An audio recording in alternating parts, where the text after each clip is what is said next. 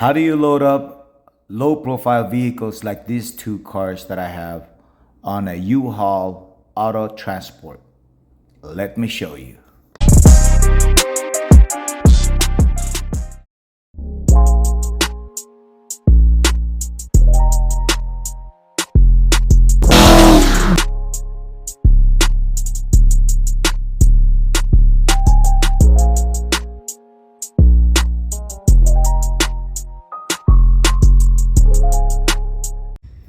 All right, on this video, this is how you set it up first before you load up your car. Take notes.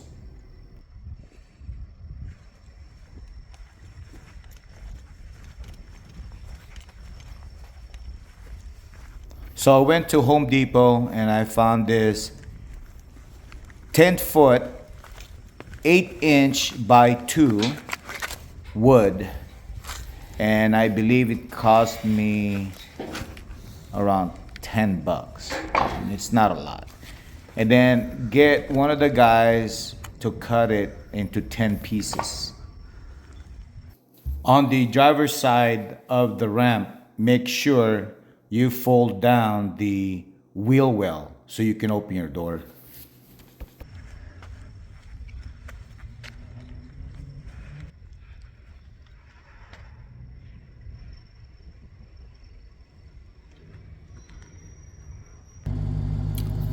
I decided to get my neighbor to guide my car as I drive in. This video, my camera turned off because it's so hot. I think it was like 102 or 4, and my camera just turned off because it's just too hot. So the video, I was going to show you how I ramped it up, but the camera shut off. I didn't know about it. But here's a partial. But get a person to guide you in. Now, once you get to your location, it's easier. You just drive out straight. Don't turn your steering wheel. But you still have to set up the same way. Set it up the same way when you're unloading. So for unloading, you could do it by yourself. I did it twice on there's 2 cars that I have. But loading it up, because once you're wrapping up, your nose is pointing up, you can't see anymore. That's the problem. Once you're going up, you're not going to be able to see. So you need someone to kind of guide you. But once again, unloading it, you could do it by yourself. Just drive straight. Don't turn your steering wheel. Once you have loaded up your car, the following check you gotta make. You gotta check all of these before you actually drive off with your U-Haul truck. All right, so the first thing you do is make sure it's tied down, and that buckle is right in the center. Make sure it's holding the tire. Notice the wheel well is folded down so you can open the driver's side door.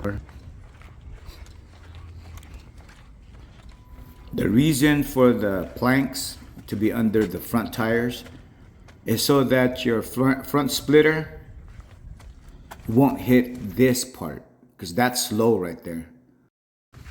Now you got to make sure the front chain of the trailer is looped around your front axle. You know, just loop it around and just hook it up just like that. Don't make it tight, just make it loose.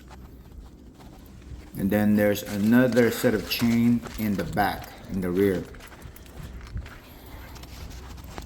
Now the Camaro, there's no room to put any of those chain. And I'll show you some of the pictures. So this is the Camaro. The Camaro is lower than the Challenger by a couple of inches.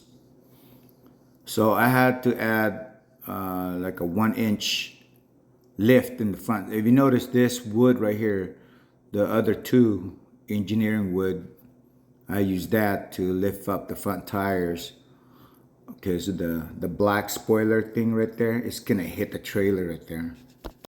Yeah, so the Camaro is lower in the front, so I have to add these 2 engineering wood. Luckily, I have those. Unlike the Challenger, the Camaro have covers, plastic covers covering underneath the whole vehicle. So you cannot access anything there that's metal.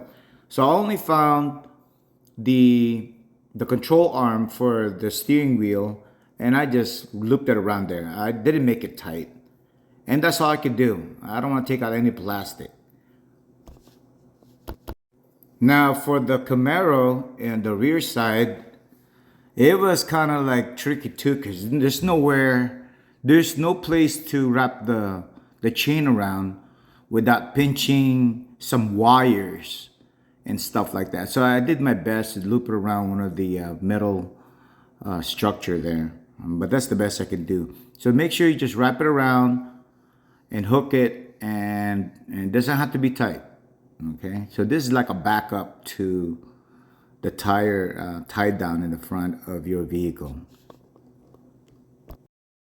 Man, this is the best photo I got for towing my vehicle.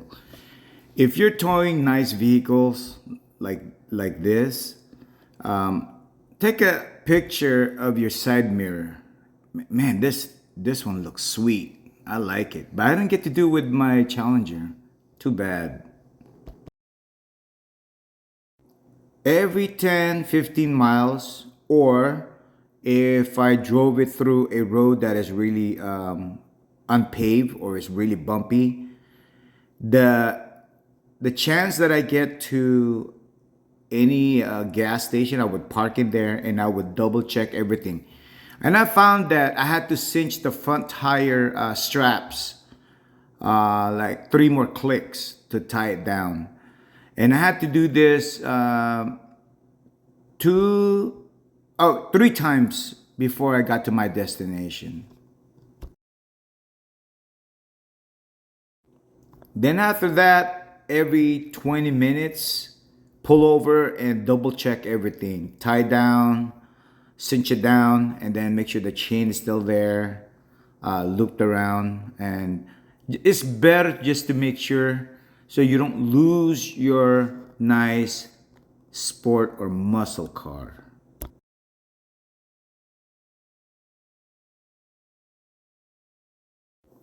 I experienced going uphill with this car, especially the Challenger. I can't go over 40 miles an hour. I guess the Challenger was just heavy. With the Camaro, I was able to go like 50 miles going uphill. But the Challenger, I couldn't go over 45. I maintained like 40. And my RPM on my Uhaul truck was like ramping up to like 3,500 RPM. So it's just a heavy car, you know. The Challenger, a very heavy car. But see, you notice here in this picture, I was able to back it up or back it down without any help. Yep, so here it is, guys. My 2 beautiful car in the 3-car garage. It took me 12 hours to do this because you can't drive fast in your truck or your U-Haul truck. I maintained 55 miles an hour. The 15-footer is the smallest that will allow you to use the transport with. And this 15-footer is $19 a day, and it's $1 per mile. And then this auto transport, the auto transport, I believe it costs like $70 per day. So there it is, guys. It's pretty easy, but always double or triple check everything before you do anything. Like Ice Cube used to say, you better check yourself before you wreck yourself. I hope you liked the video, and please give me a thumbs up and drop some comments, and please share this video to people that need this video. All right, thank you guys for your support.